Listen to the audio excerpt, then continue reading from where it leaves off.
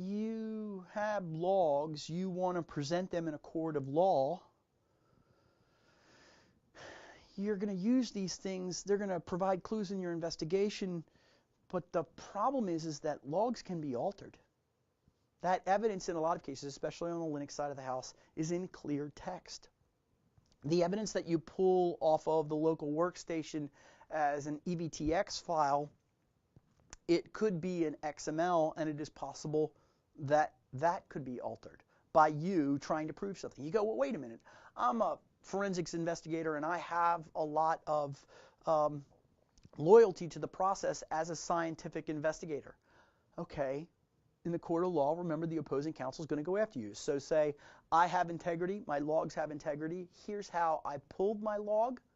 I actually pulled that log as raw hex, or as this particular thing, I pulled it on this date, and I actually hashed that log from that date that I pulled off of that machine.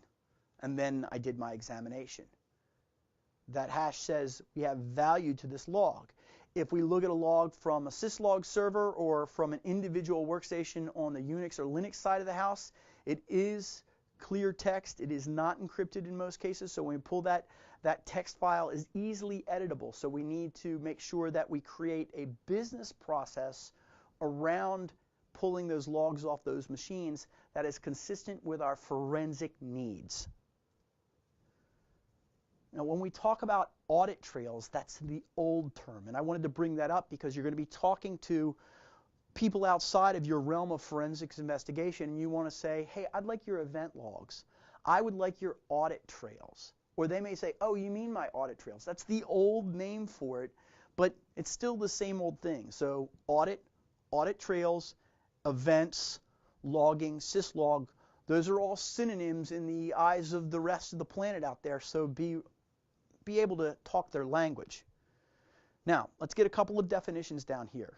An event is a single action recorded by the system.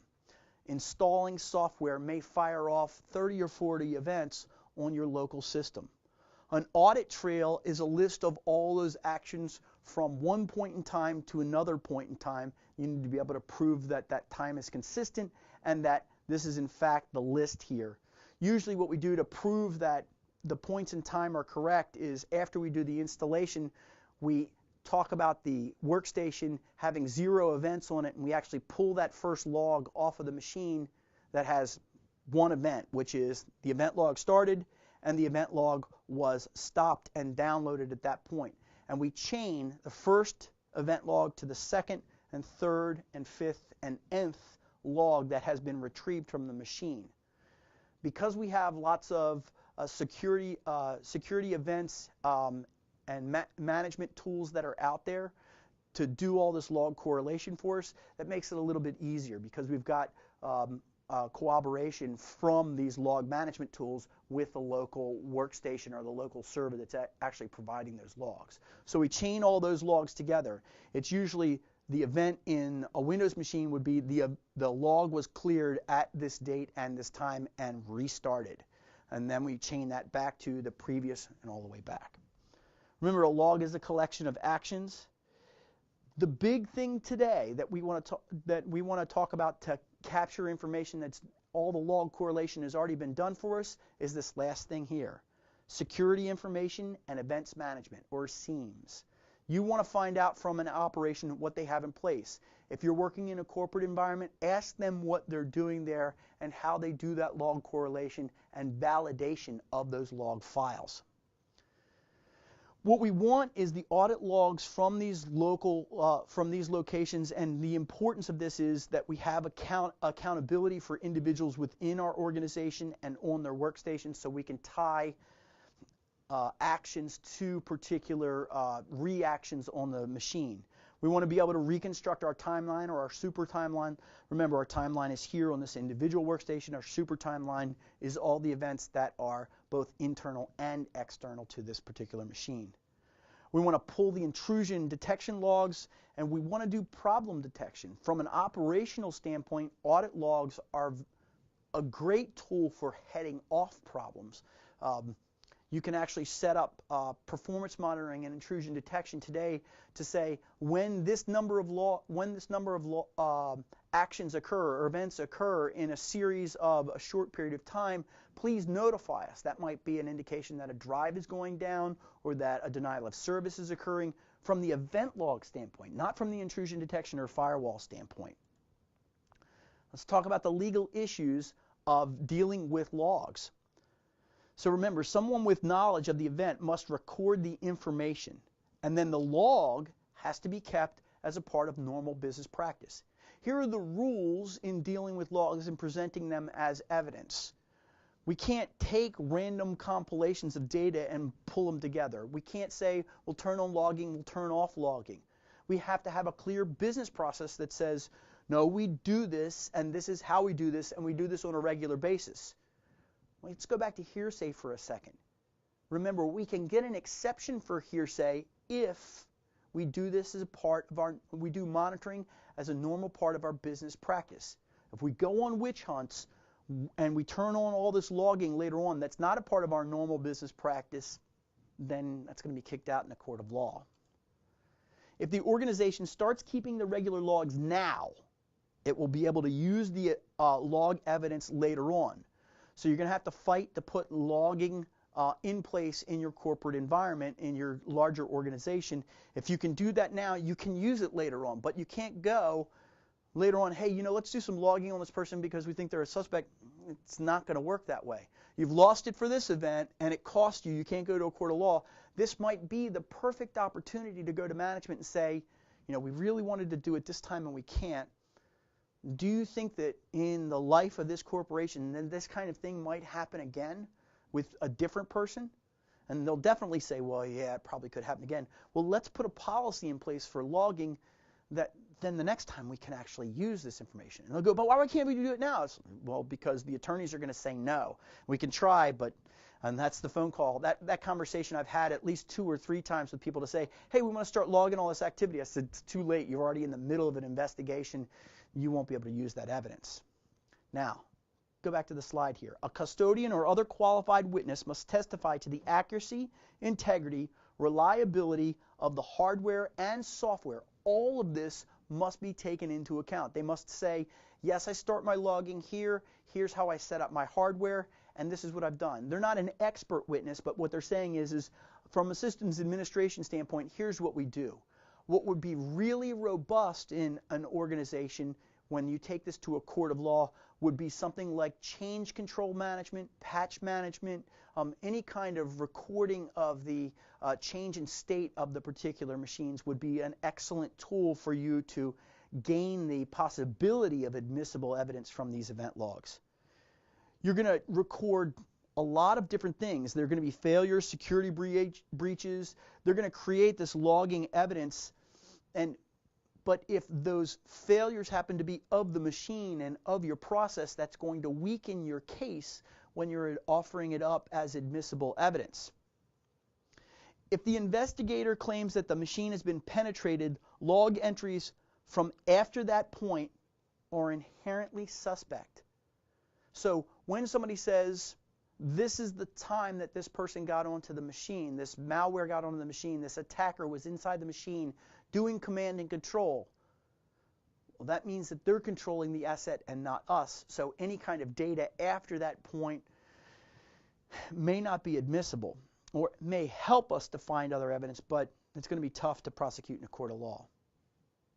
A little bit more on the legality of using the logs. In a civil lawsuit against alleged hackers, anything in an organization's own records that would tend to exculpate the defendant can be used against the organization. Anything that can prove them innocent is in the scales of justice, weighing on their side and not our side.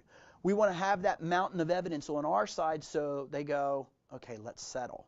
When we're talking about hackers, what we're saying is we want our money back. And so they'll say, well, your records tend to be faulty and they're really not that good, and that kind of pulls those scales back into alignment so where they can get away with this.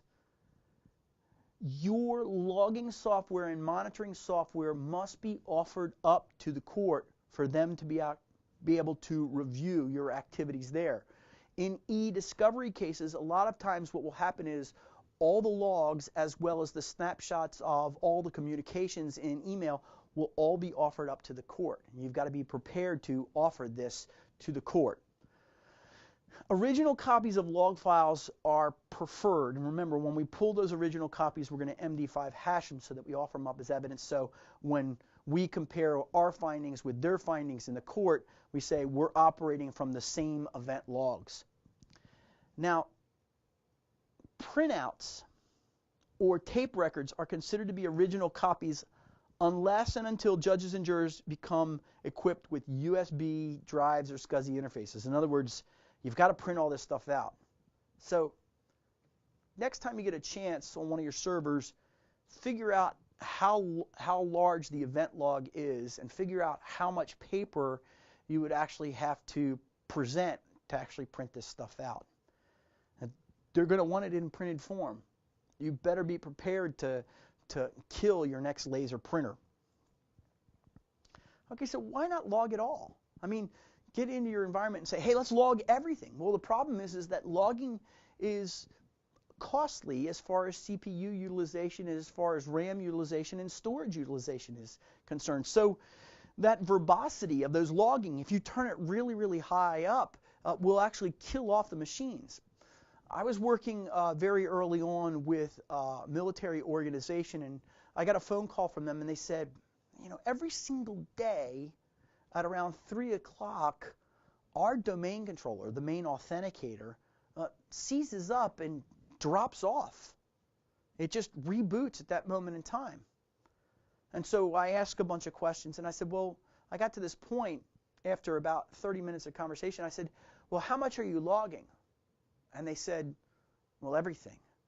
I mean, file and object access for everything that you're doing? And they're like, yeah, we're logging it all. I'm like, how much are you logging a day? And they said, well, it's around 1 CD-ROM full of data per day. I said, 500-600 megabytes of data a day in logs from just your domain controller? They're like, yeah.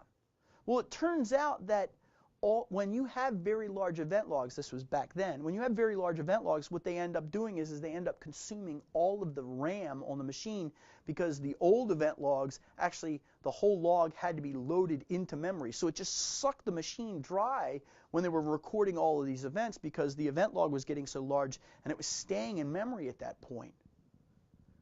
I said, you've got to reduce your logging. I said, well, we can't. We're regulated by military, blah, blah, blah, blah, blah. And I'm like, you're going to reboot your server every day at 3 o'clock. Just get ready for it. Have 2 different servers that are running at the same time for authentication. And that's how they solved their problem, was they said, well, we've got to log it all. So what we'll do is we'll have 2 redundant authenticators. One of them will die and the other one will pick up at that point. The problem is that nobody's going to read all of this stuff. And there is a little bit of a rule when it comes to legally that whatever you log, you should review. Now, because of security events and information services management, because of these SIEMs tools that are out there, or log correlation tools, we actually can narrow the scope of this, and we can review a lot more information than we typically could in the past. Remember, some events in the event logs are recorded by default. They happen no matter what, even if you turn the logging all the way down. If you've got audit configuration maintained in a central environment, you have a policy. It's called the pull add event registry key that actually sets these configurations through Active Directory domain policy being delivered to the individual servers and workstations. Systems configured with domain controllers are going to talk about file replication and directory services event logs, so you're going to see that information. Systems configured as domain name servers are actually going to have a DNS event log. Now that's older operating systems. The newer operating systems, we're talking about Windows 2008, maybe R2. At that time, when you go into the event viewer and you actually look, what you're going to see is a lot more logs. They've been a lot more granular about the logging so that they don't lump it all together and make you figure it out. Remember, log management is all about collection, storage of log files that we do on different types of systems. So if this is doing it in plain text and this is doing it in EBT, we have to normalize all of that information so that it can be read by one tool. This isn't limited